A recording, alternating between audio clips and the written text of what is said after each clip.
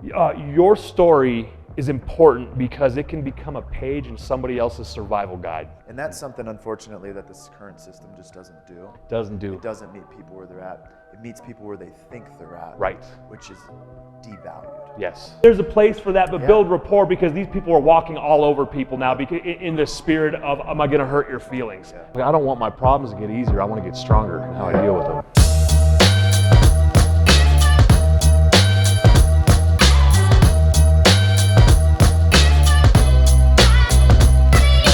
Everybody, and welcome to another amazing and exciting episode of Finding Peaks. Yours truly, Chris Burns, president and founder. So excited today to be joined by my good friend, colleague, and one of the most amazing humans I know, Dan Hugill. Good to see you, brother. Chris, it's good to see you, bro. Thank you for having me. Absolutely, man. We were just kind of chopping it up as we do about 30 minutes before the show, and I wanted to start with something a little bit new today. And we're trying something new here on Peaks. I'm not formulating any questions. We're just coming in and having dynamic, connected, and present conversations that matter.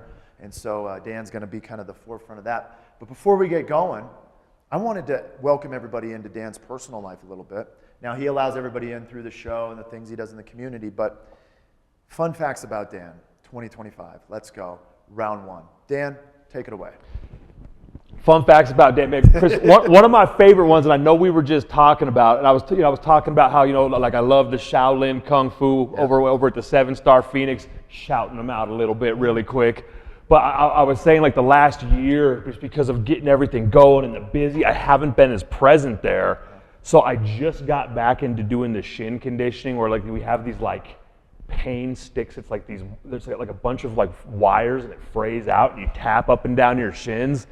And I just really got back into doing it consistently again for the shin conditioning, because I mean, if we're going shin to shin, I'm going to win. That's the goal. Yeah. And so just back into doing that, and then just like the rolling up and down the shins. I use a piece of rattan and just Piece of rattan. Yeah. What is rattan? Rattan, it looks like bamboo. It's like a brownish kind of, like it has like the segments like bamboo. And I get the thinner branches. Basically, that's we use those for our staffs when we do our staff fighting stuff. But I like to get the thinner ones. There's just something about the thinner ones, when you roll it just seems like it's more effective.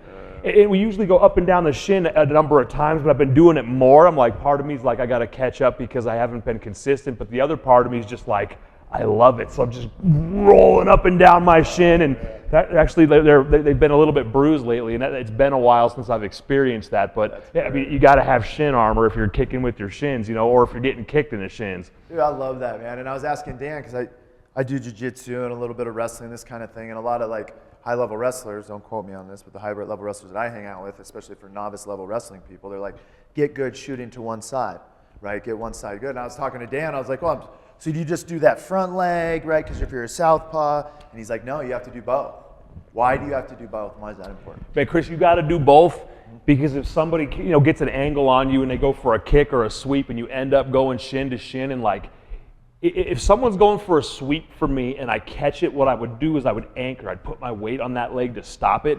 And if it's shin to shin and we're going shin to shin, mine's not breaking. Yeah, yeah. That's so cool, man. So I'm sitting here chatting with Dan, and I'm like, we're going to start the show with fun facts about Dan. Let's go. That's a beautiful fact. When you were talking about the rattan, or the one that you actually get, I wonder if it's kind of like getting tattooed, where when they come in with like the real, like the big mags, like the 12 needles are like, those are all right. But when they come in with the little bumblebees, like the 2 and the 3s, it's like, you're just like, oh, it's like a different kind of special pain. Yeah, it's exactly it. There's certain special pains that you just grow to love, because you just know that it's doing something to build you. I love that. Yeah. And I want to be clear too, and a lot of people talk about this, just because it's hard doesn't mean it's good. Right. But there are a lot of things that are hard and necessary to work through that can equal positivity, endurance, strength, connectivity, and a lot of good things on the end of it as well. Absolutely. And Chris, that's like one of my kind of mantras is I didn't pray for an easy life, you know what I'm saying? And it's one of those things where sometimes it's just like, oh man, I like to do difficult things because I feel like it builds character. It's like that comfort, like the sticker, comfort's a slow death, prefer pain, just because like, I don't know, it starts to forge you into the person where it's like, I don't want my problems to get easier. I want to get stronger in how I deal with them. I was sitting with a guy the other day, and this is a tough way to put it, but a lot of people in early recovery, especially dealing with substance-driven issues and mental health-driven issues, are experiencing a lot of shame. Yeah. You know, they'll say things like, I feel like a piece of shit, man. Yeah. So I feel like the scum of the earth. So what am I going to do? And then they go do something with you. It's hard. Maybe they get through boxing. Maybe today they went through Prime. They went through a jiu-jitsu class. And they get out and they have this experience in that 24-hour segment of time where they say something like, you know what, I don't feel like a piece of shit. Yeah. That's powerful and it's palatable. And I think sometimes in environment, it gets excused for kind of like it's just this hard thing and it's just these things people get through. It produces mental health. It's a mental health victory. Yes. Right? Yes. Talk to me a little bit about that and how you guys are getting people real active in community. You got some new contracts going. We're integrating people from the Department of Corrections.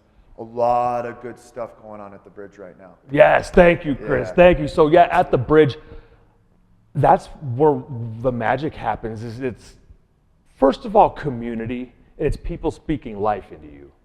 But so that's great, and that has its place. But when you go in and you get to experience something hard with that community speaking life into you, it's kind of that whole iron sharpens iron thing.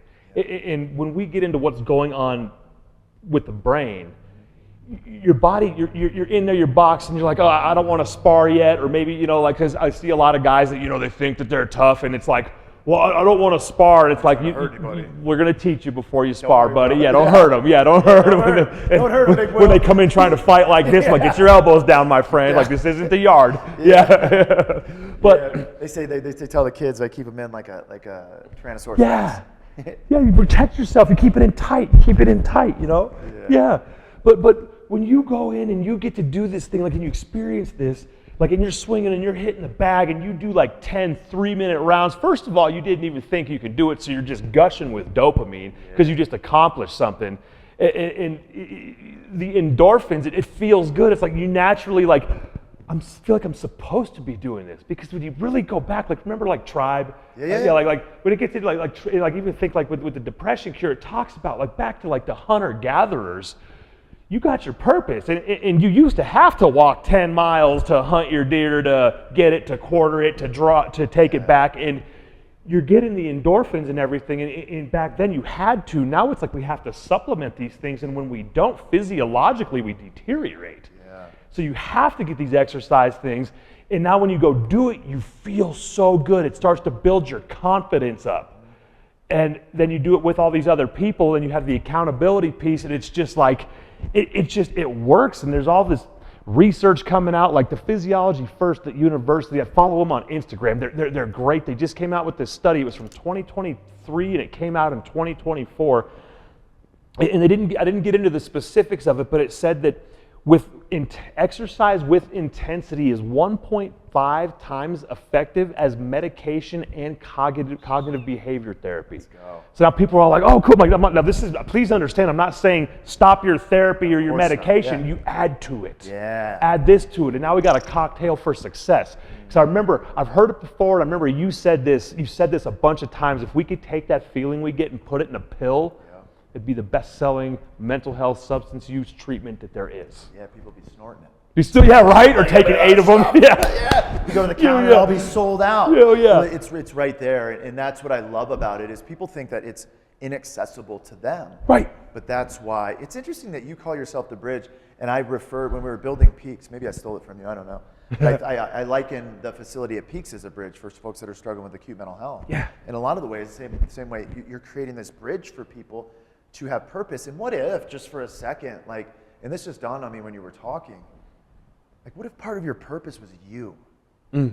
Right? And now this investment, this doing this hard thing, this doing it in community really matters. Yeah. Right? Because now all of a sudden I've illuminated purpose and I've invested in that purpose 24 hours at a time. Yes. It's a beautiful thing. What are you seeing with guys that are coming out? Because the guys aren't coming out of Department of Corrections, swinging around the confidence wand. No. Being like, I'm here. It's quite the opposite. And they defend it in a certain way. But what are you seeing as far as kind of breaking down these walls and people being integrated into community? Yeah, so that's great, Chris. I love that. So what I see with that, a lot of the time right when they get out, I'm going to tell you the thing that hurts people the most is relationships. And every time I see it, because you'll be in DOC and you'll be doing your addiction treatment program, you'll be doing your community, like maybe like a 12-step or a support group, and you're putting all this work into what your recovery and your life skills and education, but nobody ever is touching what my relationships used to look like. So they get out and they have all this stuff going for them, some of them, and then they go back to that whoever, that individual from the trap house, and it just bombs. And like you always hear, if you go to the barber shop enough times, you're going to get a haircut. Like you can only be strong in that setting for so long, and there's just something that happens to these people that hits them. But then on the other end, like the first thing we really got to look at on that is, while they've been working in there, they're going to get out and, like, if you're paroling homeless, if you're discharging homeless, so parole is you go to parole, discharge is you've completed so much of your sentence that you're done, and you're done, and you can off paper. And so there has to be a plan with that, and that's where parole cannot help. So that's where we'll step in. We'll help with parole. We'll talk to case management. Will they literally just let them out the front gate? Yeah. Just go. We don't. Here's a bus ticket for getting back to where you're from. $50. Yeah, $50, little card. Yeah, voucher. Dang. Yeah. Yeah, and that sucks, but it's like parole can't pay for it. You're not on parole. There's, you know what I'm saying? Stuck. Yeah. So we step in, we do a lot of stuff with that, and we really attack like your basic needs first. Because I tell you what, Chris, if I get out and I don't have a place to live, the last thing I'm thinking about is going to the boxing gym. Yeah, right. You know. Yeah, I can't take a shower afterwards. Yeah. Yes. You know, like. Yeah. Yeah, I love how you step in and kind of start to serve some of those primal needs. Yes. Like, man, I just need a toothbrush, some toothpaste. Yeah. Coming in, I need a sober living. Yes. I need a gym I can go to that doesn't cost $150 like Lifetime. Even though we love Villa, you know. Yeah, Villa was cool. Villa was cool. Ooh. Great people there, Bentley. Yeah. Yep. What's up? But I love that. So when you can meet them where they're at, and that's something, unfortunately, that this current system just doesn't do. It doesn't meet people where they're at. It meets people where they think they're at. Right. Which is devalued. Yes. And I love when you can come in and reorient. You said such a good thing, man. Relationships. It's like my old friend Dee Young. She's like, drugs don't kill people, relationships do. And it's some of the most difficult things to pull away from. And I wonder why we don't go back to the old methodology. Because when I was 22 years old and I was getting sober, my sponsor sat me down and was like, you don't have any friends. Those friends are gone. Yeah. Cut it out. And I'm like, what? No way. And he was like, cut the shit, man. You want a new life. You said you were going to take suggestions. You're going to go to the Department of Corrections. Do this thing that I'm telling you to do. Yes. Or keep getting what you've always got. Yes. And so I begrudgingly was like, dude, okay. And I didn't have a relationship for the first year. Yeah. And honestly, I met my wife before that, got in a relationship with her at 14 months. I'll tell you right there, that was 5 years too early. Yeah. You know? But it worked. Yeah. It worked out because I had great people around me. But what do you do? Because the folks are coming out, and from a relationship perspective and a primal needs perspective, they're looking to really connect. They've been withdrawn, disconnected from their families for sometimes 15, 20 years. Yeah. How do we speak life into, like, come with us, disconnect from that for an opportunity to move in a new direction? It's got to be hard. Yeah, and that's where it's just got to be a slow grind, because obviously with those old family dynamics, you might have trust issues, you might have abandonment issues, and it could be hard, like, for somebody to come in and, like, trust me, trust the situation, and you got to build rapport. I do want to speak to what you said about it being 20 years ago. I want to tell you this, shit is soft these days, and we need to toughen up a little bit, because it's like, oh, did I offend you? I'm like, there's a place for that, but build rapport, because these people are walking all over people now, because in the spirit of, am I going to hurt your feelings? Yeah. I'm not okay with that at all. Exactly. Like, there's an element of, like, there's out of love, and I think that if you can have love behind it and be known and have some rapport too. Yeah. But yeah, I'm about a little bit, like, harder, but I love you approach. I love that too, and I think, there's a time and place in a set and setting where it's really fitting. Yeah. It's like we sit here with Nick all the time, and I don't know that there's a client that's gone through Peaks Recovery Centers that I wasn't harder on. Yeah. But he would sit here and tell you, he's like, but I know you love me. Right. And you were there for me, and you showed up, and you meant what you said, and you said what you meant, and you showed up 24 hours at a time, so it mattered to me. And he's like, and I needed that. Yes. And so picking the right time, and I think it's important to talk about in our industry, because we've gotten so far away from, like, just sitting with a man sitting with another man, or a woman sitting with another woman and saying, hey, cut the shit. Yeah. Right? Yeah. And sometimes there's certain folks that's all they can hear. Yes. You know? Yeah. And for those folks, we really need to do them a solid and be authentic and kind. Yes. You know? So I love that we're still talking about that, because if somebody doesn't kick you in the butt sometimes, you don't even know you need a butt kicking. For sure. You know? There was once upon a time where if I wasn't getting kicked in the butt, like, I'm not doing anything. Mm-hmm. Like, I remember I walked in when I first started 12-step, right when I got out of my treatment. I went down, it was right up the street from here on Wasatch, the downtown Nooner group.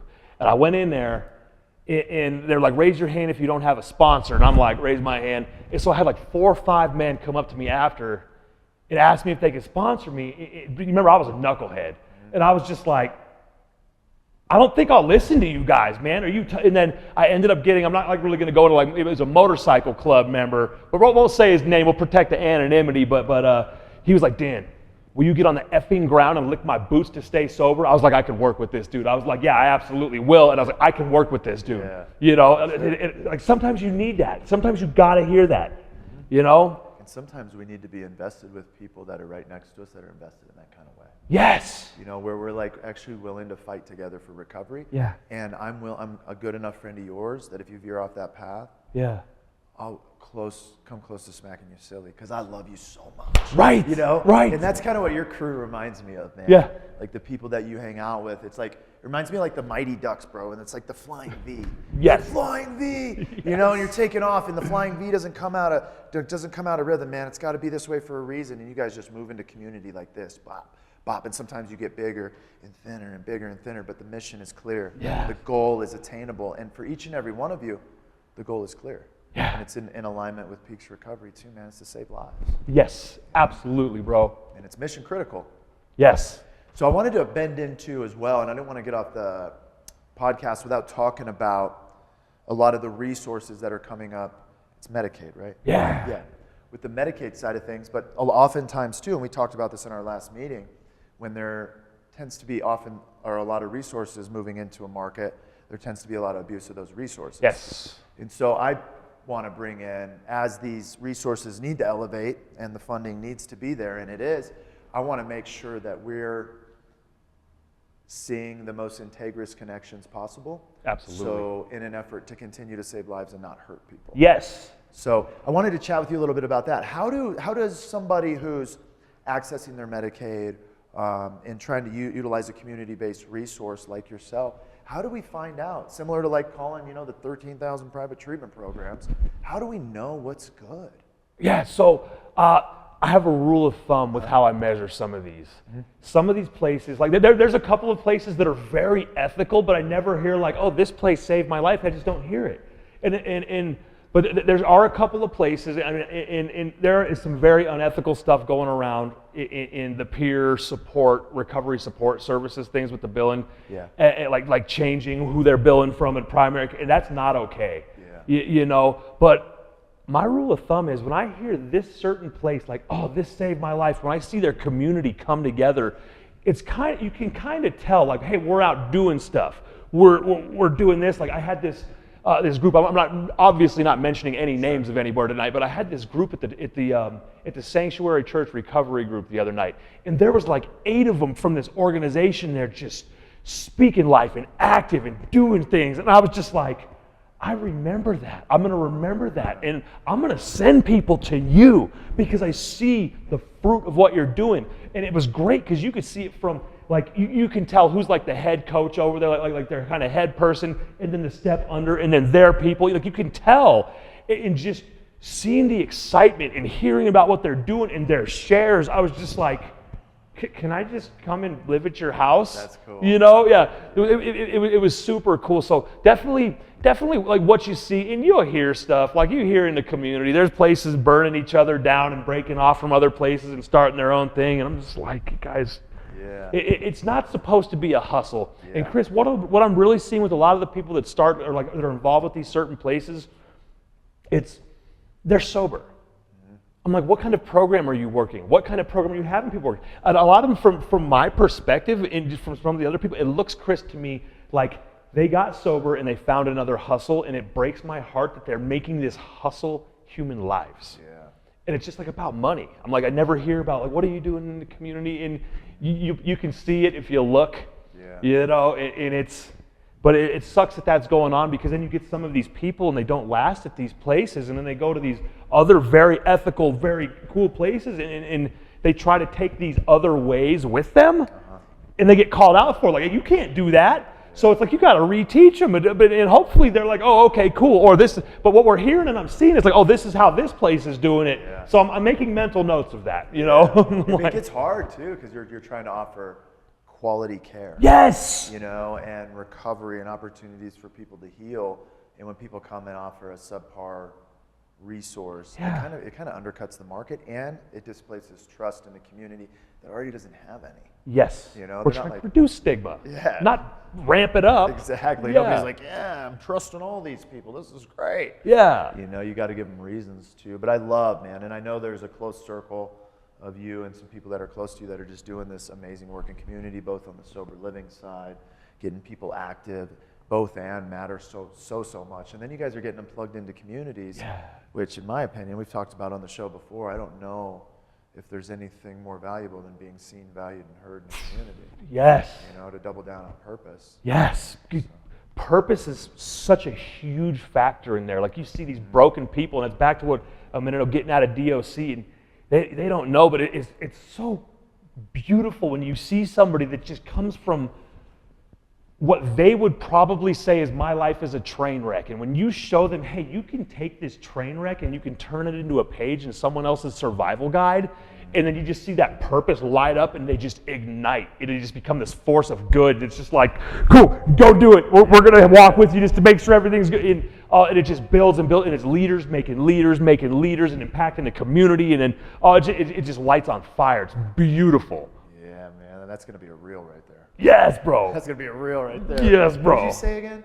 You quoted something. Leaders making leaders? Yeah. Yeah, I think I got that. Survival guide, something. Yeah. Oh, yeah, I did. I saw that on a meme, and I want to say it was associated with my dude, John Maxwell, but it's your story is important because it can become a page in somebody else's survival guide. Huh. Yeah. I like that, man. Yeah, because everybody's story. I do a quote every morning. He pops up all over the place. Dude, I love them quotes, man. I see him like putting like that metal music with it. I'll do a little hip hop sometimes for my hip hop people, but yeah, you know what I'm saying? I love metal. Dude, I used to always listen to hip hop. I don't listen to it quite as much anymore. Yeah. But I've been going back in the gym lately and doing 2000s essential hip hop. Okay. It's been really nice. Oh yeah, just like, I like remember Little this. John kind of thing. Yeah. Yeah, like early 2000s. That's awesome. Yeah, like Changy. Yeah, that's awesome. Yeah, bro. Let's go, man. Yeah. So yeah, absolutely love what you guys are doing, man. You guys are obviously thriving in community for a good reason. You know, something greater is blessing your socks off for sure. And I just love watching you vibrate in community, and to kind of hear the ripple effect as I sit down with people each and every week and have coffees, and just to hear your name come up. I don't know that there's any other professional that's come up in a more positive light than you over the last 6 or 7 years, man. I mean, people speak highly of you. The way that you walk, the way that you talk is very, very consistent. Thank you, and bro. so to me, very, very trustworthy. So I appreciate what you do. Before we get off here, I want to dovetail in. Dan still runs our alumni as well. That's right. So let's talk a little bit about Tuesday nights. What do we have to look forward to? What's been going on? What are we excited about? I've been going into the facility, not on Tuesday nights, but I've been going in on Mondays and Thursdays from 6 to 7. Good. And doing this little peer group. Yes. It's just been warming my heart. Bro. I love it. I go in there, bro, and I don't have a plan. President and founder going to the thing, and they're like, what's up? I'm like, you tell me. Yeah. I don't know, man. It's 6 o'clock on a Thursday. How are we connecting? How are we getting a good night's sleep? What'd y'all have for dinner? Why does it matter? Let's do a meditation. Anyway, so it's been nice for me, but tell me a little bit about alumni. I will. I just want to say, bro, you don't even need to go in with a plan, bro. Just the way you present yourself could be the whole plan, bro. You just go in there and say what you did, bro, and there's wisdom and recovery to it because you walk the walk. Thanks, bro. Yeah, absolutely, bro. So, alumni has been a blast. This last Tuesday, I brought in a whole bunch. It was like 7 or 8 of the alumni, and that was everywhere from a couple of years since they had been through the main program and multiple parts of the program. Cool. And all the way to they got out like they're still in PHP, IOP. Had them come back in and had a bunch of the residential there and a whole bunch more of the alumni. I just had them introduce themselves, tell a little bit about themselves, when they went through the program, what parts of the program they went through, and say their favorite color. Oh, that's cool. Yeah, and just the questions and the way they all answered, it was It was different. Like everybody was different, but the same. There were so many similarities, and you just saw like the newer residential clients just have these just aha moments, and they were just so grateful. And like it warmed my heart. So we've been doing that, and usually like the first hour we'll do karaoke. But it was so good this Tuesday with the panel, Chris, that we're making it a monthly thing. Oh, that's so cool, man. Are you starting to see? Because it's like, I remember when I was in treatment and the alumni would come in, it was like drinking out of a fire hose. Like I couldn't get enough information from them. Yes. I was like, get out of my way, staff. So you're seeing like some of these residential clients really having life spoken into them by some of our alumni. Oh yeah. That's cool. Oh, and it's so cool after too, because sometimes like when we have a speaker, it'll end a little bit late. You know, that's cool, but I tried to end it like 5 minutes early just so the residential clients could have time and not really get into the alumni's, you know, I don't want to stay like super late, but I'm trying to respect their time a little bit so they could go and connect. And it was beautiful, like 3 or 4 alumni talking, meeting one of the residents and just speaking to them, speaking life. This is how I did this. This is what PHP did for me. This is what IOP did for me. This is my experience with the whole program. And That's so cool, man. It was so cool just to sit back. It was like I lit the fuse and then it just, boom, it just did its thing. It was so cool. Bro, it was almost like the thing we used to do back when you first worked for us in 2016. Yeah. When we used to share stories. Yes. Remember that? Yeah, I do remember that. Everybody that came in, you have to share stories. Yeah. Like, so a new guy would come in, and in the first 24 to 48 hours, everybody had to share their story with him. Yeah. And before you know it, you're part of the club. Yes. That's a beautiful thing. It built that camaraderie, because I know like back in like 2016, 17, 18, some of the guys from that program who still talk to each other. I'm in contact still with a few of them, and it's like, yeah, I still talk to so-and-so. Yeah. I'm like, that's awesome. Crazy. Like, why don't you guys come back and talk sometime? Yeah. I had one of them come back probably about 6 months ago from I believe 16 or 17, came back and spoke and talked about how different the program was and where he's at now, and it was magical. Did a great job. You know what reminds me that it was 2016 is we used to have that picture in the hallway over at Montebello, and it was you with your beanie on and you were looking out over the mountains. Yes. And it said something 2016. Yeah. And you were out on a hut trip, I think. Yep. Yeah, man. Yeah, that one's still up at it's up at the Brook Park now. It's in the hall. It's still there. I was like, bro, that's almost 10 years ago. That's almost 10 years. Man, we've been on a journey. We've been on a journey, bro. It's been cool. So good. Who would have thought on that day, like almost 10 years later, here we are, and, more purposeful, driven, and connected than ever, man. It's been an absolute blessing being your friend, a colleague, cheering you on in community has been one of my personal favorites, dude. So, bro, thank you. It's been an honor, also, bro. I just want to say, like I think I say this often when I talk to you, but like right when I got out of prison and I started with Peaks Recovery, I don't even think you knew that the way that I was looking at you when we were going to the gym is I was like, this is what my life can look like. Like, I don't even think you knew that you were modeling something for me of what my future could look like. And I'm forever grateful for that, bro. Yeah, man. Thank you. So grateful for you. And we are going to have Dan back on soon for more fun facts with Dan. Check us out. Probably sometime early summer, late spring, we'll bring him back on. Let him know what the bridge is doing, what our alumni community is doing. Everything is hot and connected right now. Thank you so much, my brother. Until next time. Thank you. Peace. Peace.